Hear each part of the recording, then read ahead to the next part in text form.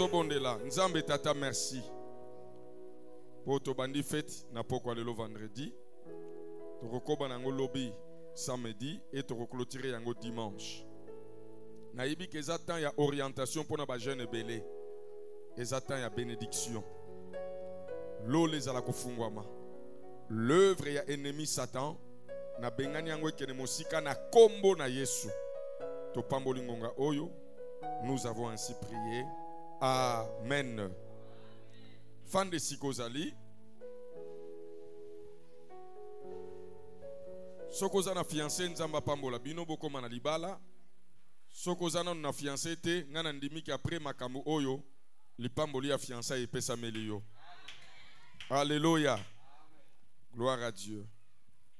Tokosungama la lecture, il y a parole.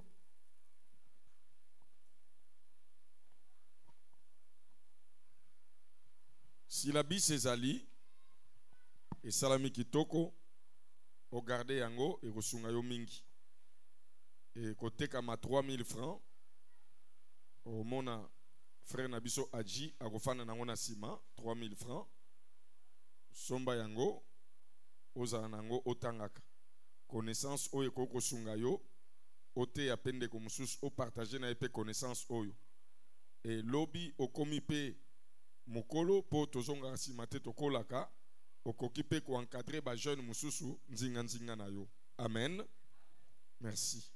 Et tango zo somba yango ezape manière moko ya ko soutenir mosali ya Nzambe. Atako bénéfice ezape ndate mais tango sombi yango ezape manière ya ko soutenir mosali na Nzambe. Tango mususu na 200 francs koleka wana amelata mai. Amen. Amen. Gloire à Dieu. Bako sunga biso na lecture Deutéronome chapitre 22, versets 23 à 29. Une jeune fille vierge est fiancée et qu'un homme la rencontre dans la ville et couche avec elle, vous les amènerez tous deux à la porte de la ville. Vous les lapiderez et ils mourront. La jeune fille, pour n'avoir pas crié dans la ville, et l'homme, pour avoir déshonoré la femme de son prochain, tu ôteras ainsi le mal du milieu de toi. Mais si c'est dans le champ que cet homme rencontre la jeune femme fiancée, lui fait violence et couche avec elle, l'homme qui aura couché avec elle sera seul puni de mort. Tu ne feras rien à la jeune fille. Elle n'est pas coupable d'un crime digne de mort, car il en est de ce cas comme de celui où un homme se jette sur son prochain et lui ôte la vie. La jeune fille fiancée que cet homme a rencontrée dans le champ a pu crier sans qu'il y ait eu personne pour la secourir.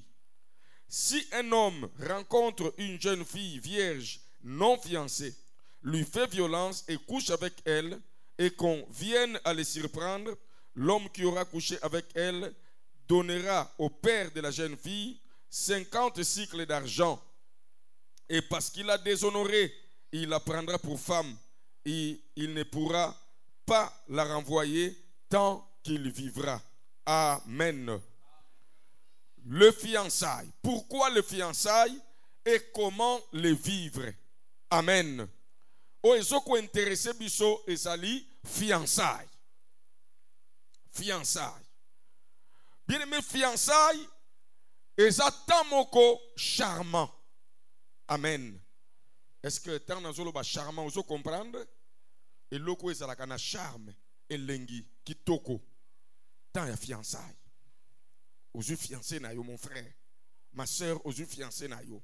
Fiançailles tant wana ezalaka tant moko kitoko na lobi ezata moko charmant. Le fiançailles ezata moko merveilleux et puis ezata moko unique et kokani na ta mususu te. Ta muso fandi asokufa déjà oyebe lenga liwa. Ta muso fandi awa bien aimé si ba senta yo déjà oyebe lenga ko sente. Ta mususu oyebi elenga ko zala bébé. Ta mususu oyebi elenga ko telema na ba coin. Mais na yebi si yo fiançailles ezata moko unique. Nana pesinga men na yo kaye. fiançailles eza tamoko unique ya eza unique.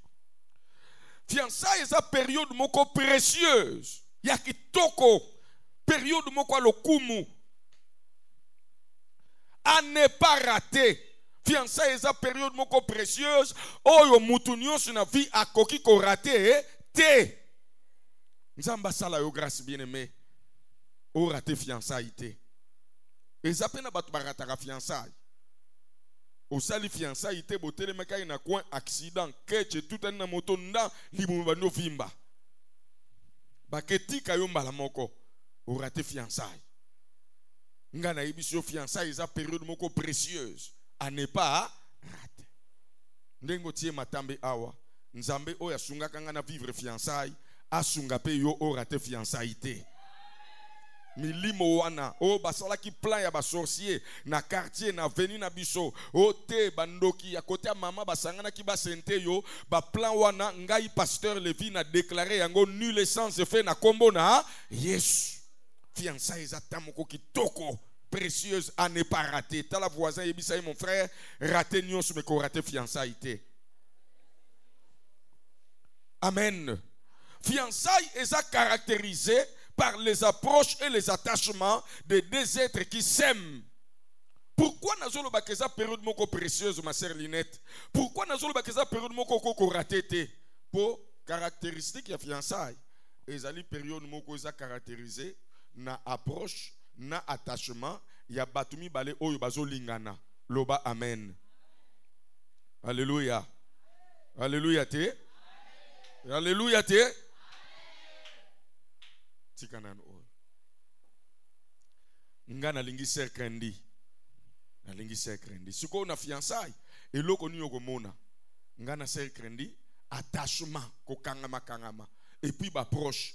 Mukie okomona ser krendi ayutalanga. Mukie okomona nga na ser nini na kepa ser krendi. Nzela botamula ka batu. Fiancé na yete. Fiancé na yete, fiancé na ye, loba amen.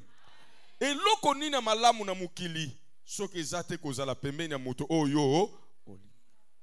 Et ça ne bele batu ba bela à côté hôpital, ba ozongi sa mai. Docteur atia ba thermomètre, ba tensiomètre zo simbate.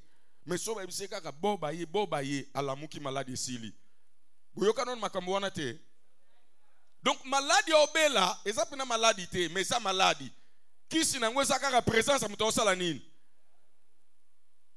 Alors na période de fiançailles oko remarquer mutu oyo lové ba attachement pamba loba amen.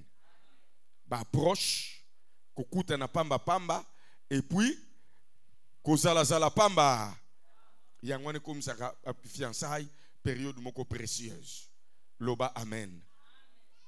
Mais père, nga pena mutu nanga tokuta na pamba wapi na coin waneza foko kutana o bozolinga te muinde mona bino bozolinga te batwa mona yefwa kosa kake somba savon po bokutana ya mbangu ya fiançailles bozana mikanda loba amen.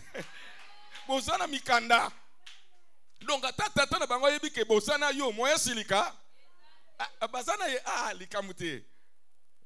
Bozala na kimia nzamba zala na bino donc oza à l'aise loba amen. Fiançailles na lobeza période moko précieuse à ne pas rater et ça caractérisé na ba approche na ba attachement ya batumi bale oyo balingani. Ce moment de transition entre marié et célibataire rime de joie au chant du fiancé et de la fiancée. Nzambe nanga na lobi boya fiançailles eza lokola transition nana ebi transition. Na retourne aux questions. Frère Abel, est-ce que fiancé a marié? Est-ce que fiancé a célibataire? Aza wapsigo. Ce qui est soyez yosa fiancé. Au matin alona na compte va marié. Na compte va célibataire. Donc vous en alola. Alléluia. Donc moto a commis fiancé et ça moto a na kata transition. Aza su na ngambo ba célibataire te. Mais a commis pena nous ngambo ba marié azana katikati.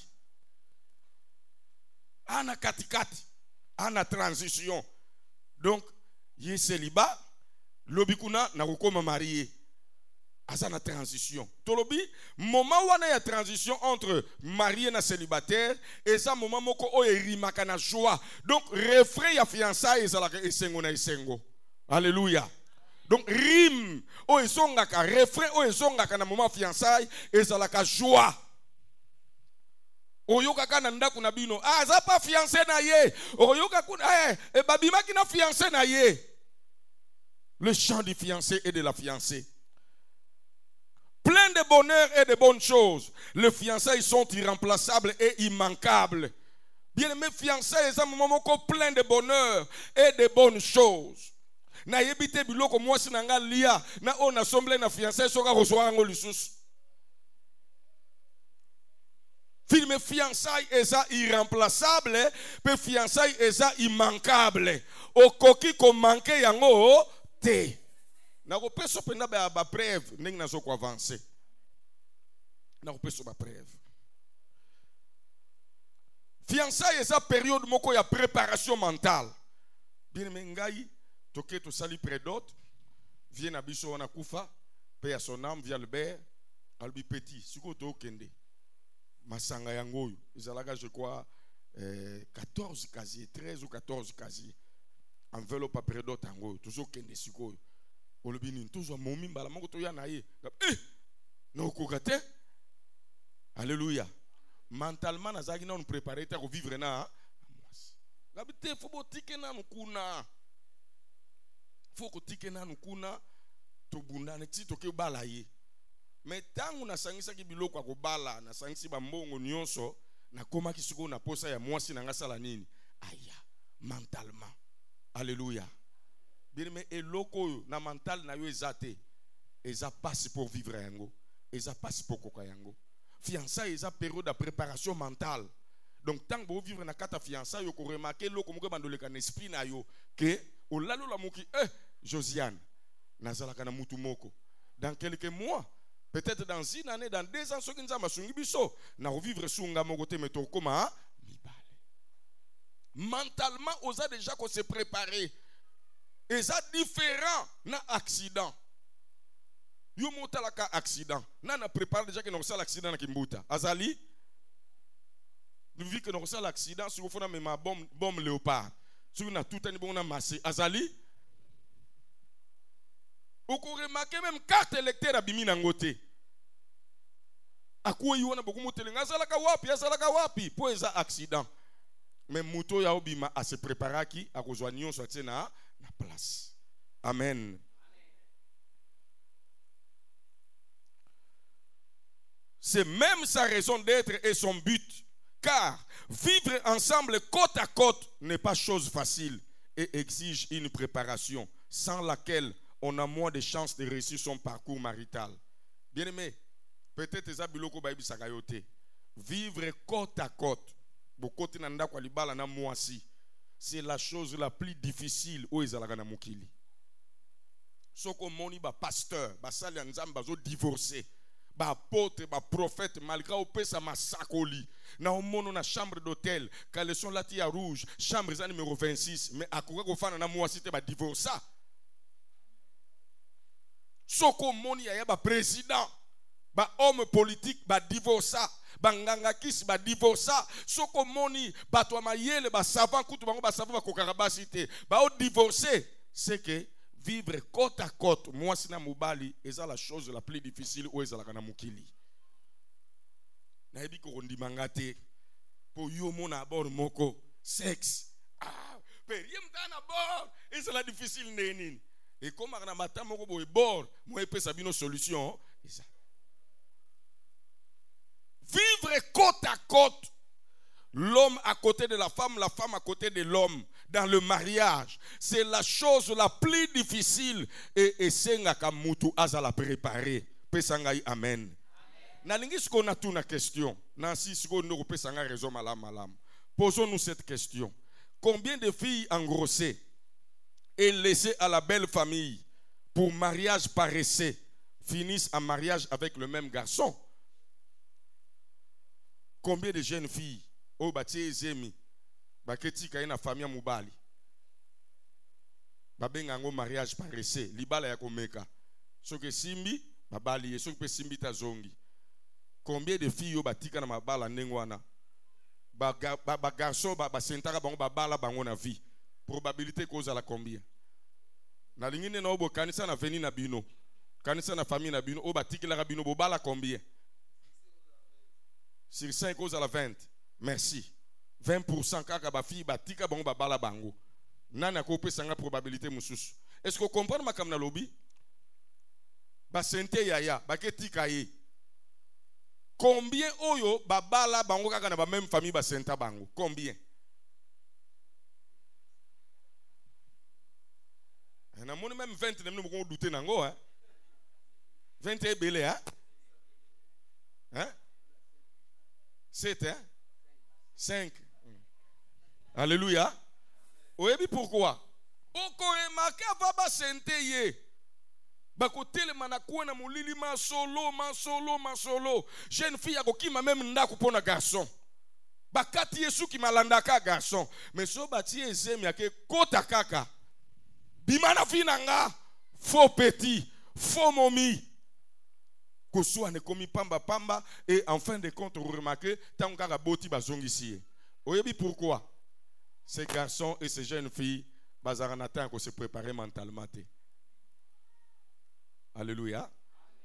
Bazaranata ko se préparer mentalement. Yango nazolo ba fiançailles ezali irremplaçable et immanquable. Fiançailles ko permettre bongo na yo se préparer que nazo yamba mwasi kala mingi te. Nazo zalana mobali kala mingi te. Mingi yo bakota ba mariage paressé ba sente batiki ye mingi ya basuka ka ndengwana boti mwana moko soki peta msofa na pamba tseki zeme mwana mibale tamso après 2 enfants ozongi pa na bino tamso après 3 enfants ozongi tamso après mwana moko ozongi surtout soki za na malchance mwana mususu akufi mbala moko wana ko bikata. Pourquoi? Parce que bazala qui préparait. Les fiançailles sont la vitrine du futur mariage. Amen. Ndengi bon vivre fiançailles na bino et la ki sandengi libala na bino lobby et kozala. Sa qualité détermine et conditionne la réussite du mariage. Qualité à fiançailles ozo vivre et zo déterminer et zo conditionner ndengi libala na yo kozala lobby. Cependant fiançailles est un domaine moko ambigu. Elle renferme plusieurs zones sombres qui ont besoin d'être mises à la lumière de la parole de Dieu. Mais na kata fiancé izana mo makambo belé oyo nzamba lingaki to solo na bino ba jeune. Alléluia. Définition. Na kopesa des définitions. Ya liboso. Fiançailles ezali engagement de se marier que prennent 2 personnes de sexe opposé, généralement en présence de témoins. Amen. Alléluia. Il y a protocole yaka. Yo faut zalaka wana pour nous passer exemple les gars moi c'est mbala. Tokuta nina petit momi ninga wana donc petit momi ngana obala yo obala yo bonso baba obalo ba kanengwana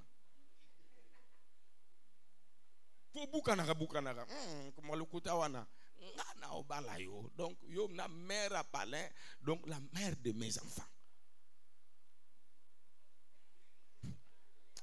Ako sa théâtre te ako yo zonga na besoin mutumo ko sa théâtre. Alléluia. Bien aimé, engagement wana, promesse wana oyo garçon apesi na jeune fille. Alléluia. Mais notez généralement devant les témoins. Faut ba témoin ba bazala. Généralement devant les témoins. Fiançailles ezali sous période oyo elekaka kobanda engagement wana promesse oyo jeune garçon apesi na jeune fille ti mukolo promesse wana ezokokisama devant l'état civil, devant les autorités civiles. Moi, monsieur Levin Zalanzo, je te rappelle ma promesse que je t'ai donnée il y a cela 2 ans. Je t'ai dit que je te marierai. Et aujourd'hui, j'accomplis mon vœu. Mukolo wana. Amen. Donc, obanda mukolo lakakina mukolo wana 4 période wana yango ba bengi nini fiançailles. oye liboso église au lobby qui n'a kokisi promesse nanga yangwana. Le fiançailles sont une promesse du mariage que l'homme fait à la fille ou à la femme en présence des témoins, et aussi une période comprise entre cette promesse et son accomplissement, le mariage proprement dit. Amen.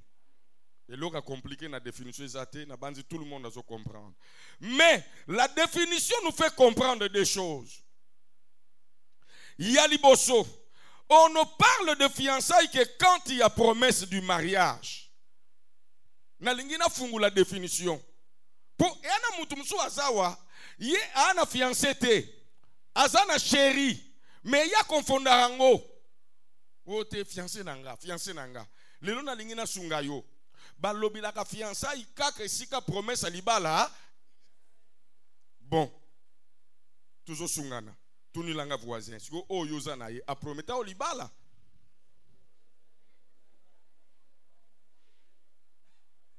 Ah. Wana mingi na tuni base. Yosko tuni langa frère. O yo kanga makane wana. O prometa ye tuna.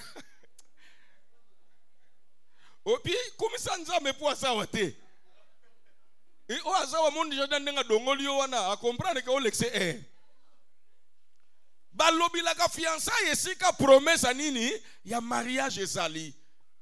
Soki nano prometa mariage te, c'est que ozana ona na kata ki chéri. Ono petit momi nzamba sunga biso kaka na promettre ona no eloko te aventurier. Aventurier. Yo promettre eloko te ozwa ko luka nini epai na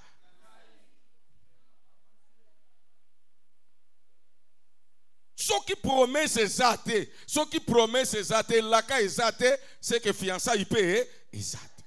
Yami balé. On se fiancie à une personne lorsqu'on veut aller avec elle au mariage.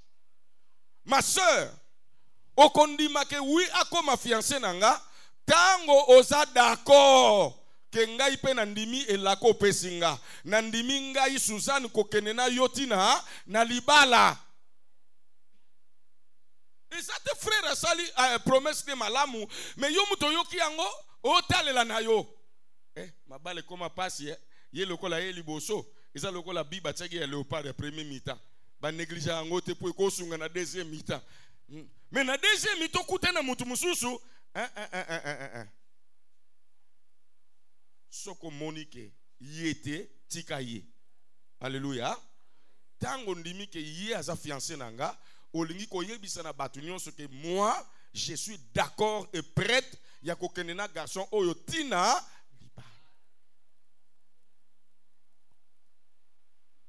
balinga mi alléluia na lingi to comprendre biloko mi balé pour lelo mo boulot eza mingi fiancé nanga mais quelques mois plus tard ote na sala ikute rere na kutani sikona neve ya beda shure ye ape satala te oh neve abeda shur li kamunini aya.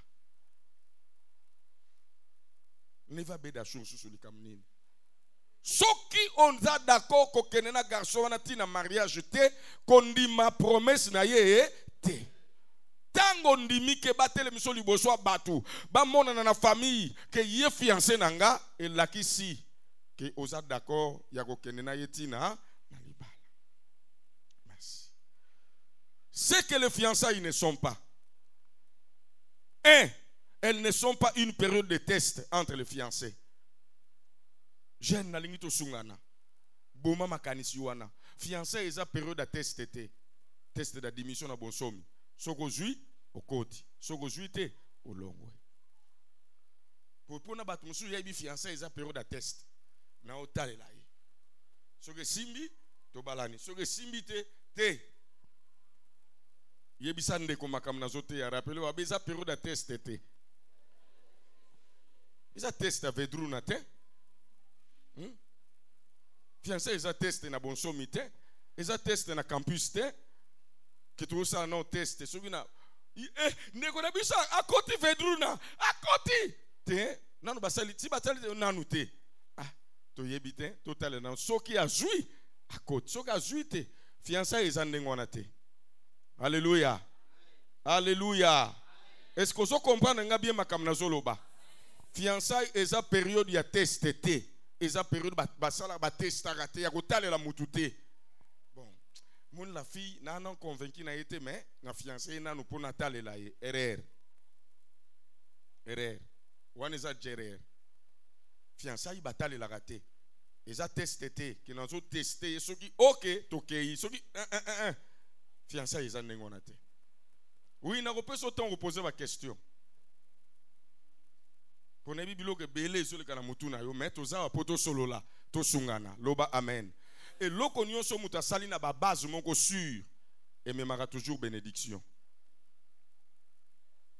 Yango no ko remarquer na mangomba mususu ba telemisa chantre ba fiancé ya frère na biso ba telema ba fiancé ba bimi 4 5. Pourquoi? Selon ya ebike fiancé isa test. Le gol na zo sirte soki na magalie ko leka na prévoir pe na fiancé sur nani, na fiancé sur nani, na fiancé sur nani. Isa malamu te bien aimé, fiançailles et sa période de test était. Deuxième chose, au fiançailles et fiançailles n'est pas une période d'obliger l'autre à changer de comportement, mais des changements personnels. Et ça ne belé abat bazalaka déçu. Azo changer vite. Yang na tiki fi wana po ateti a boya ko changer. Tant il y a zoboya ko changer. Est-ce que yo change qui? Fiançailles et sa période de té o ba obliger à muto changer caractère. Mais sa période o ba changer ka développement personnel. Yo nde muto ko sala nini o ko changer. Alléluia. C'est-à-dire tant fi o aza teti ponga na banae sukula basan. Tant aza teti sukula basan té pour to vivre bien nga fona sa nini. Yo comment osukulango? Na place o imposaka ya sukulaka pour obeta na mabaku yo comment osala nini? Soko boyi ko sukula botika basani salite. Bokoma olia malewa. Retenir biloko wana mibale. Fiançailles eza période ya test été, eza pe période o ba oblige ka partenaire na yo ta changer. Soko changer te na ko boya yo, wana fiançailles te. Amen. Alléluia. Fiançailles et copinage. Toujours le moi point oya moki. Copinage et zanine. Relation amoureuse entre deux sexes opposés qui a pour but passer du bon temps. Sans promesse du mariage. Copinage, qui chérit. Les alliés relation amoureuse, but nango ezalaka passer du bon temps. Ozimutu na yo boke kinkole, ofandi bolie liboke, bomeli ba secret, bomeli ninyo yo ndule beti. Vraiment sentir que son na à l'aise. Na à l'aise. Généralement na période na kata ki copinage wana ba fille bazala toujours botos. Po ayebi ke oyo pesaka o talate. Nengi bobimi yo après au dépenser. Amen. Yango benga copinage, relation amoureuse qui a pour but passer du bon temps. Tamsu bo futi chambre d'hôtel bo kekuna bo sali lisumu na bino e bo sali rapport sexuel bo bimi. O simisi moi $50. Ye pas zongi nangwa 15 ans aluki bani ba plante tie lobi abimi asika. Torbimasum koni le lozaki les 3 bon, les 15 il sous les 15. Wana za copinage. Différence na fiançailles ezali na kata copinage promesse alibala donc bo vivre ndengo wana. Ce qui peut s'imiter et s'imiter. Nde tozana batu mususu awa, hier azo compter déjà tam sous 13 copains. Mogizona, Hervé, Yannick, Tonton. Asa mutema bina levipe, mais oya yote.